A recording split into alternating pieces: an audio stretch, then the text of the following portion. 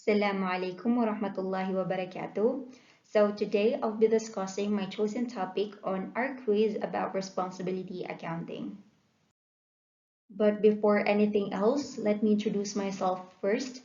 Hello, my name is Asima Radiamoda. So the first problem that I have chosen is the problem 9, which is all about the segment performance evaluation technique. And the problem goes like this. So the ninth problem is about the Wedges Division of Shoe Products Corporation, which is considering an investment in a new project. The project has an estimated cost of 1 million. Now, if Shoe Products Corporation has a target rate of return of 15%, how large does the return on investment on this project need to be generate 150,000 pesos of residual income? So the problem is asking about the return on investment. So as we're looking for the return on investment, let us provide first the given numbers and the amounts of the problem. So the average operating asset is given, which is 1 million pesos. The minimum required rate of return is 15%, and the residual income is 150,000 pesos. So since we're looking for the return on investment, this is the formula for it. Return on investment is equal to net operating income divide average operating asset.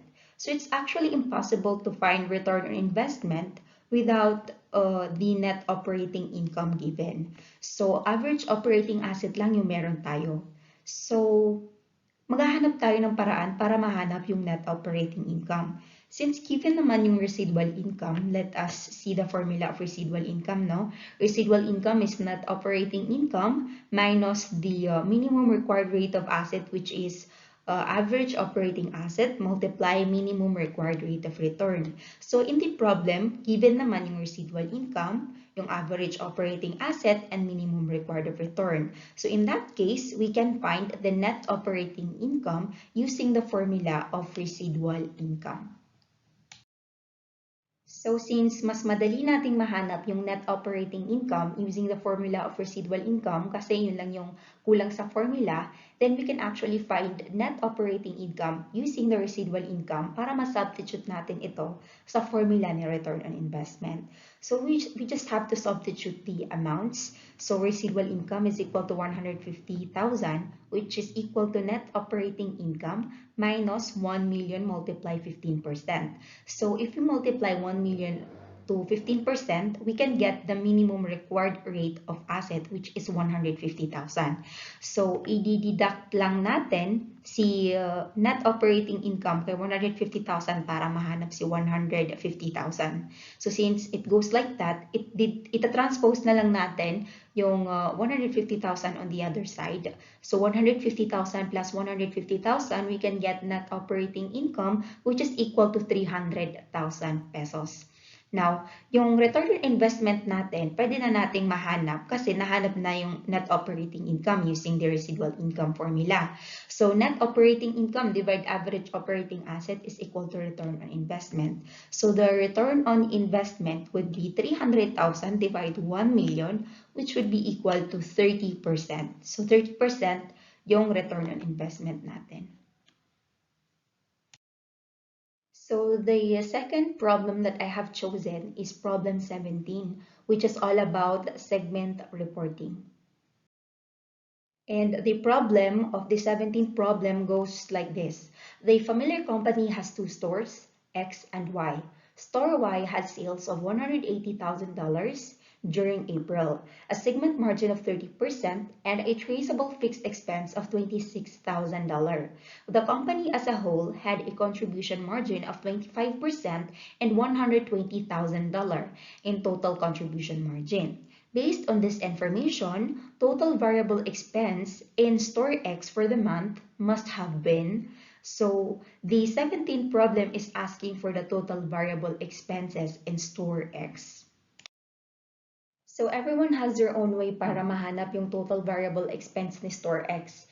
In my case, ang ginagawa ko is ini-illustrate ko muna yung segment reporting of the net income, which is sales minus variable expense is equal to contribution margin minus traceable fixed cost is equal to segment margin minus common fixed cost is equal to net income. So since ang hinahanap natin is yung variable expense ni Store X, niread ko na yung part na yan. So nilagay ko yung mga given ng problems, no? Yung sales ni Store Y na 180,000, yung contribution margin ng familiar company which is 120,000 or 25% of the sales, and yung traceable fixed cost niya is 26,000 and the segment margin ni Store Y naman is 35% ng sales. So through that, mas madali na nating makita kung paano natin mahanap yung variable expense ni Store X. In this case, kailangan muna nating hanapin yung variable expense ni company at yung variable expense ni Store Y para i-deduct na lang natin yung variable expense ni Store Y from the variable expense ni company para mahanap yung variable expense ni Store X. So the first thing that I have done is to divide 120,000 divided by 25% para mahanap yung 100% na base niya, which is yung sales. So 120,000 divided 25% is equals to 480,000. So given naman na 100% yung sale, 25% yung contribution margin, kaya 75% na rin yung variable expense. So you can get the variable expense by multiplying 480,000 multiply 75%, which is 360,000.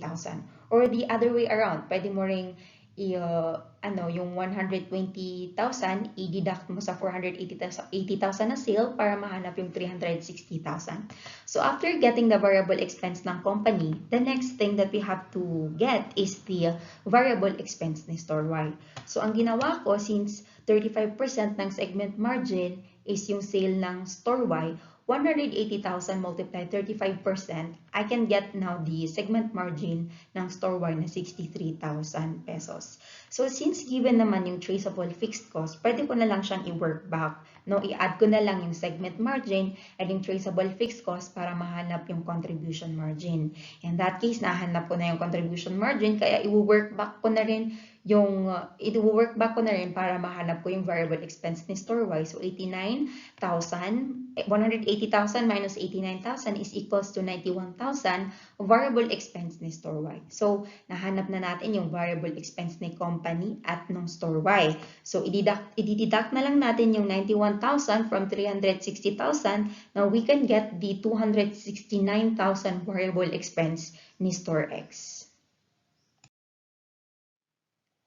Now, the third and last problem that I have chosen is all about the transfer pricing, which is the 19th problem.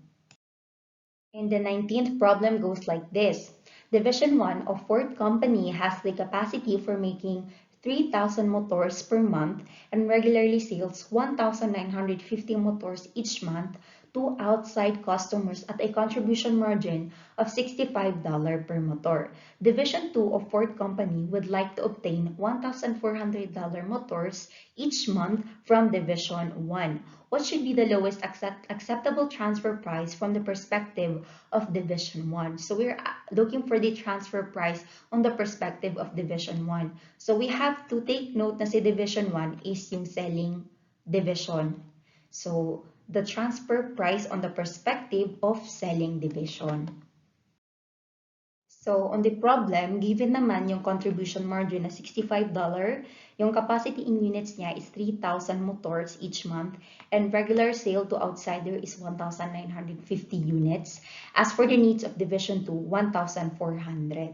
So the formula para mahanap yung transfer pricing on the perspective of selling division is transfer price is equals or greater than variable cost plus total contribution margin of lost sales divided by total number of units transferred. Now, in solving problems regarding the transfer price on the perspective of selling division, kailangan muna nating tingnan kung may lost sales tayo. In this case, yung capacity in units ni Division 1 or the selling division is 3,000 motor each month. Tapos, yung regular sales niya to outsiders is 1,950 units. So, may remaining na 1,050. Ibig sabihin nitong 1,050, ito yung kaya niyang ibenta kay Division 2 without sacrificing or without giving up yung regular sales niya sa outsider. Pero yung needs kasi ni Division 2 is 1,400.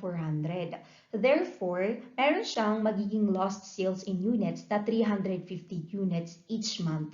Ito yung ibig sabihin i-give up niya na dapat na ibenta niya kay outsider dahil ibebenta niya kay Division 2. So after finding the lost sales, pwede na nating mahanap yung transfer price. So given naman na ang contribution margin natin is $65, i-multiply lang natin siya doon sa 350 na lost sales in unit. And i-divide naman natin siya doon sa total number of units transferred, which is 1,400, di ba? Yung ito transfer natin kay Division 2. In that case, mahanap na natin yung opportunity cost, which is $16.25. So, yun yung transfer price natin. Ibig sabihin, yung transfer price natin is equal or greater than $16.25. So, that is all for my chosen problems. Thank you for listening.